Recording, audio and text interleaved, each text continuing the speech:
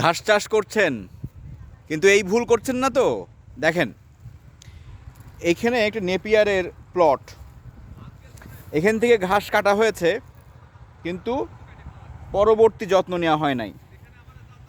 ঘাস কাটা হয়েছে কিন্তু পরবর্তী যত্ন নেওয়া হয় নাই। পরবর্তী যত্নটা কি? পরবর্তী যত্ন হচ্ছে ঘাস কাটার পরে আপনাকে জমি ভালো মতো আগাছা পরিষ্কার করা সহ জমি কোপাতে হবে। এই জমি পুরা কোপাতে হবে। কোপানোর পরে সেচ দিতে হবে। সেচ প্রয়োগ করার পরে আপনাকে 3 ধরনের সার দিতে হবে।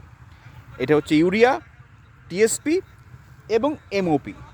ক্ষেত্র বিশেষে যদি আপনি গোবর সার বা জৈব সার দিতে পারেন তাহলে ফলন আরও ভালো পাওয়া যায়।